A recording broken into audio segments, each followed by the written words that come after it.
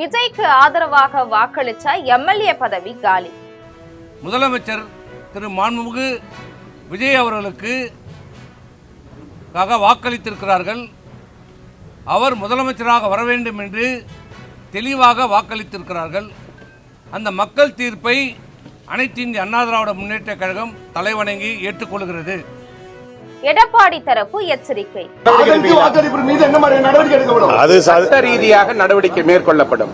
இரண்டாக பிளவுபட்ட அதிமுக. என்ன நடக்கிறது அதிமுகவில்? விரிவாக பார்க்கலாம் இந்த தொகுப்பில்.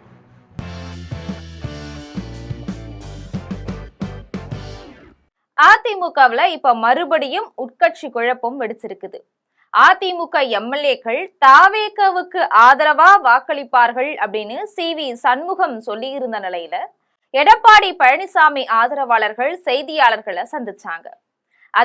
அதாவது இன்றைய தினம் அனைத்து அதிமுக எம்எல்ஏக்களும் தாவேகவுக்கு எதிராக வாக்களிப்பாங்க அப்படின்னு எடப்பாடி பழனிசாமி ஆதரவாளர் OS மணியன் தெரிவிச்சார். ஜெயலலிதா மறைவுக்கு பிறகு அதிமுகவுல தொடர்ந்து குழப்பங்களே இருந்துட்டு வருது. இடையில குழப்பங்கள் எல்லாம் ஓஞ்சி சில காலம் எடப்பாடி பழனிசாமி தலைமை ஏற்றார். இருந்தாலும் சட்டசபை தேர்தல் தோல்விக்கு பிறகு மறுபடியும் குழப்பம் வெடிச்சிருக்குது.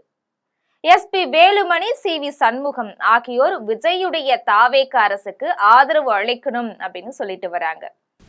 முதலமைச்சர் திரு மாண்புமிகு விஜய் அவர்களுக்கு வாக்களித்திருக்கிறார்கள்.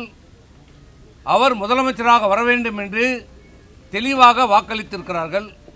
அந்த மக்கள் தீர்ப்பை அனைத்து இந்திய அண்ணா திராவிட முன்னேற்ற கழகம் தலைவணங்கி ஏற்றுக்கொள்கிறது. இன்னைக்கு சட்டசபையில நம்பிக்கையில்லா தீர்மானத்தின் மேல வாக்கெடுப்பு நடக்கக்கூடிய சூழல்ல அதுல தாவேக ஆதரவு நிலைப்பாட்டை எடுக்க போவதாகவும் அவங்க குறிப்பிட்டிருக்கிறாங்க. இதுக்கிடையில அவங்கள தொடர்ந்து எடப்பாடி பழனிசாமி ஆதரவாளர்களும் செய்தியாளர்களை சந்திச்சாங்க. அதுல இன்னைக்கு நம்பிக்கையில்லா தீர்மானத்துல தாவேகவுக்கு எதிராக வாக்களிப்போம் அப்படின்னும் எதிர்த்து வாக்களிக்க வேண்டும். நம்பிக்கை கோரும் தீர்மானத்தின் மீது அனைத்து இந்திய அண்ணா திராவிட முன்னேற்ற கழகம் எதிர்த்து வாக்களிக்கும்.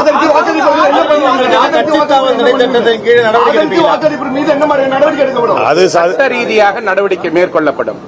சட்ட ரீதியாக நடவடிக்கை மேற்கொள்ளப்படும்.